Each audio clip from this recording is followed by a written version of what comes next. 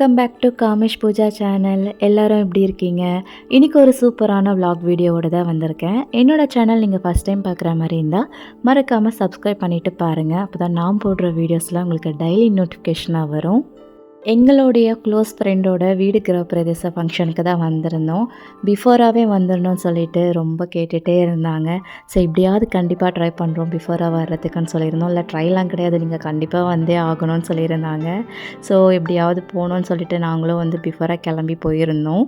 போன உடனே எல்லாருக்கிட்டுமே நல்லா ஜாலியாக பேசிட்டு எல்லோரும் சாப்பிட்டதுக்கப்புறமா கொஞ்சம் டெக்கரேஷன் ஒர்க்லாம் இருந்துச்சு. ஸோ என்ன பண்ணி கொடுக்க சொல்லியிருந்தாங்க. சிம்பிள் டெக்கரேஷன் தான். ஸோ அதையுமே நான் ரெடி பண்ணிகிட்ருந்தேன். இதுதான் எங்களுடைய ஃபர்ஸ்ட் அண்ட் ஹாப்பியஸ்ட் ஃபங்க்ஷன். அதாவது இதுக்கு முன்னாடி நிறைய ஃபங்க்ஷனுக்கு போயிருப்போம். பட் வந்து இந்த ஃபங்க்ஷனுக்கு வந்த மாதிரி எந்த ஃபங்க்ஷன்லுமே வந்து அவ்வளோ ஹாப்பியாக இருந்தது கிடையாது. இதுவரையும் போன ஃபங்க்ஷன்லேயே இது மட்டும் ஏன் ஹாப்பியஸ்ட் ஃபங்க்ஷன்னு சொல்கிறேன்னா, இதுக்கு முன்னாடி ஃபங்க்ஷன்லாம் பார்த்திங்கன்னா நிறைய ரிலேஷன் ஃபங்க்ஷன்லாம் அட்டன் பண்ணியிருப்போம். ஸோ எதுவுமே வந்து ரொம்ப ஹாப்பியஸ்ட்டாக போய் அட்டன் பண்ணியிருக்க மாட்டோம். ஏன்னா வந்து லாஸ்ட் மினிட்ல கூப்பிடுறது, சரி போனால் போதுன்னு கூப்பிடுறது, இந்த மாதிரி ஃபங்க்ஷனுக்கு தான் நிறைய போயிருக்கோம் நாங்கள்.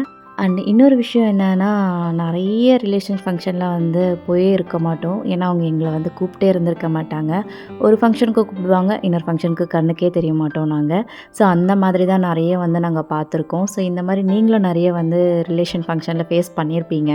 ஸோ அந்த மாதிரி ஃபங்க்ஷனுக்கு போகிறதும் ஒன்று தான், போகாததும் ஒன்று தான் அப்படின்ற மாதிரி எனக்கு தோணும். அண்ட் ரிலேஷனுக்குமே ஃப்ரெண்ட்ஸ்க்குமே நிறைய வித்தியாசம் இருக்குது. ஒரு எக்ஸாம்பிள் சொல்லணும்னா, ரிலேஷன் வந்து எப்போ வேணாலும் நம்மளுடைய ரிலேஷன்ஷிப்பை எண்ட் பண்ணிவிடுவாங்க. ஆனால் ஃப்ரெண்டுன்றது வந்து எண்டு கார்டே கிடையாது ஃப்ரெண்ட்ஷிப்க்கு. ஸோ இதுதான் ரிலேஷனுக்குமே ஃப்ரெண்டுக்குமே இருக்கிற அர்த்தம்னு நான் நினைக்கிறேன். எங்களோட 2 பேரோடைய மேரிட் லைஃப்லேயே இதுதான் ஃபர்ஸ்ட் பெஸ்ட் ஃபங்க்ஷன். ஏன்னா வந்து பிஃபோராக போயிட்டு எந்த ரிலேஷன் ஃபங்க்ஷன்லையுமே கூட பிஃபோராக போயிட்டு இல்லை யாராவது பிஃபோராக கூப்பிட்டு போய் நாங்கள் என்ஜாய் பண்ணதே கிடையாது. இதுதான் எங்களுடைய பெஸ்ட் மொமெண்ட்டுன்னு நாங்கள் நினைக்கிறோம். 2 பேருமே அதை ஃபீலும் பண்ணோம்.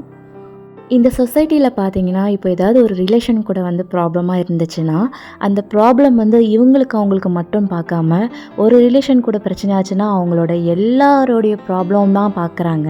ஸோ அந்த மாதிரி ஏன் பார்க்குறாங்கன்னு தெரியல. இதை ஏன் சொல்கிறேன்னா, இப்போ ஒரு பர்சன் கூட ப்ராப்ளமாக இருந்தால் அவங்களுடைய வீட்டு ஃபங்க்ஷன் வந்தால் கூப்பிட மாட்டாங்க, அது ஓகே. பட் அதை தாண்டி அவங்க சுற்றி இருக்கிற எவ்வளோ ரிலேஷன் இருந்தாலும் அவங்க எந்த ஃபங்க்ஷனுமே வந்து அவங்கள கூப்பிடக்கூடாதுன்னு நினைக்கிறாங்க. அதே மாதிரி கூப்பிட்டுட்டாலும் இவங்க வந்து வரக்கூடாதுன்னு நினைக்கிறாங்க. ஸோ ஏன் இந்த மாதிரிலாம் நினைக்கிறாங்கன்னு எனக்கு இன்னும் புரியவே இல்லை. இந்த மாதிரி நிறைய ரிலேஷன்ஸில் வந்து நிறைய பேர் வந்து ஃபேஸ் பண்ணிட்டு தான் இருக்காங்கன்னு நினைக்கிறேன்.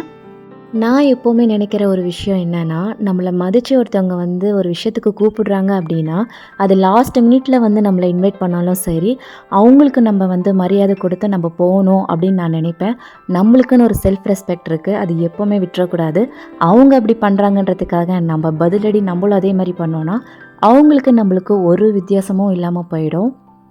நான் சொல்லிகிட்ருக்கிற விஷயம், நான் இப்போ பேசிகிட்ருக்கிற விஷயம் நிறைய பேரோட லைஃபோட வந்து சிங்க் ஆகியிருக்கலாம், சிங்க் ஆகாமலேயும் இருந்திருக்கலாம்.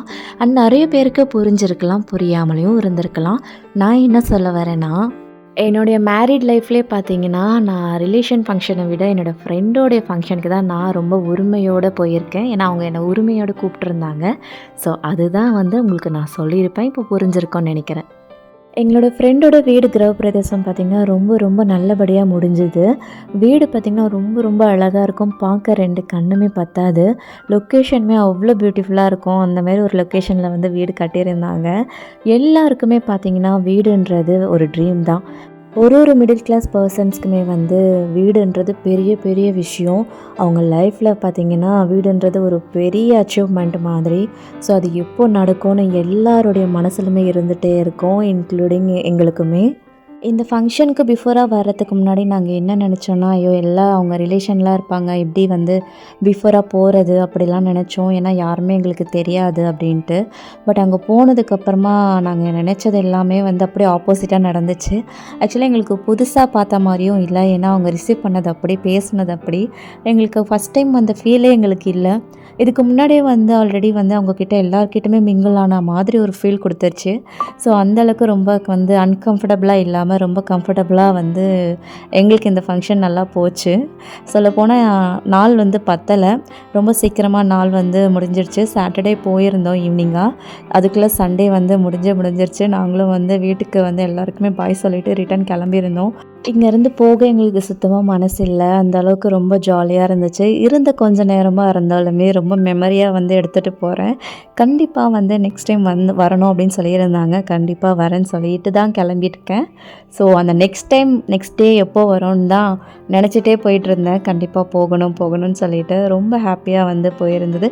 அண்ட் இந்த வீடியோ நீங்க வந்து ஸ்கிப் பண்ணாம ஃபுல்லா பார்த்ததுக்கு ரொம்ப ரொம்ப தேங்க்ஸ்.